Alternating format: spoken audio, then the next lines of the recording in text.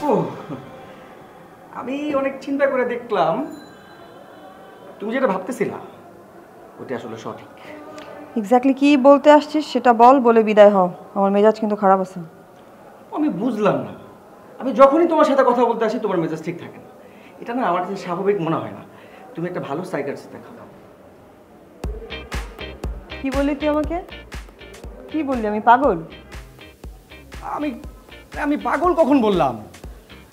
মানে পাগল হলে কি মানুষ সাইকিয়াট্রিস্টের কাছে যায়? হ্যাঁ, মানে ধরো যে এই যে তোমার মেজাজ সবসময় খিটমিটা থাকে, এটা তো স্বাভাবিক ব্যাপার না, তাই না? ভালো একটা ডাক্তার দেখালে ঠিকও হয়ে যেতে পারে। আচ্ছা, আমার মেজাজ খিটমিটা থাকে, সাইকিয়াট্রিস্ট দেখানো উচিত, তার মানে এটা একটা রোগ, তাই তো? তো যেহেতু এটা একটা রোগ, বলতো এই রোগের নাম কি? এই রোগের নাম তো ওই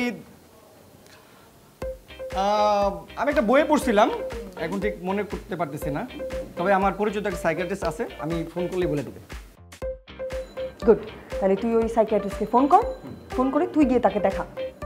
যত টাকা লাগে আমি দিলাম, হ্যাঁ, কোনো অসুবিধা নেই। আমাকে নিয়ে তোর টেনশন করতে হবে না। ও তুমি এটা কি বললা? তুমি আমার একমাত্র আপন বড় বোন, আমি তোমার নিয়ে টেনশন করবো না তো ওই পুষ্পরে নিয়ে টেনশন করবো? পুষ্প কোত্থেকে আসলো? পুষ্প মানে বুঝলাম না। হ্যাঁ মানে আমি এই কথার কথা বললাম আর কি। এই যে তুমি দেখো শিউলি মির্জাবাড়ির ওই মেয়েটা কি হয়, কিছু হইলেই ফিট খায়, মানে অজ্ঞান হয়ে যায়। ওরও তো ডাক্তার দেখানো দরকার না, বলো?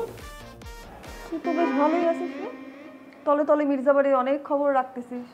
কুকুর বিড়াল নিয়ে ব্যস্ত থাকিস না অন্য কিছু নিয়ে ব্যস্ত থাকিস? আসলে চলতেছে কি তোর? পুষ্প নাকি শিউলি? বলো না আপু, ওরা আমাদের এন্ট্রি পার্টি, ওদের সাথে আমাদের যায়। তোর কথাবার্তা আমার সুবিধার মনে হচ্ছে না। আপু আমার কোন কথাটা তোমার সুবিধার মনে হয়? মাঝে মাঝে আমার কি মনে হয় জানো, আমি তোমার আপন ভাই না, ওই স্রেফ রকি তোমার ভাই। ফালতু কথা একদম বলবি না, অনেক ফালতু কথা শুনছি। তুই আমার ভাই না? তোরা তিনজন এক একজন এক এক রকম। সারাদিন কুত্তা নিয়ে তুই থাকিস ব্যস্ত, হ্যাঁ, আরেকজন টিকটক নিয়ে ব্যস্ত, আর ওই রকি হারামজাদার কথা তো বললামই না আমি। রকি হারামজাদা? ওদিন যে বললা ও... এই, কি কথা বলতে আসছিলি সেটা বলে শেষ কর, শেষ করে এখান থেকে যা। সত্যি সত্যি মেজাজ খারাপ হইতেছে আমার।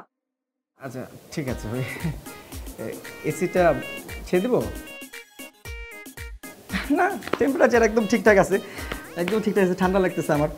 এই তবে আমি এখানে বেশিক্ষণ থাকলে তোমার টেম্পার ঠিক থাকবে না, সেটা আমি বুঝতে পারছি আপু। তবে আপু যে আমি যে কথাটা বললাম, তুমি ভালো সাইকিয়াট্রিস্ট দেখাও।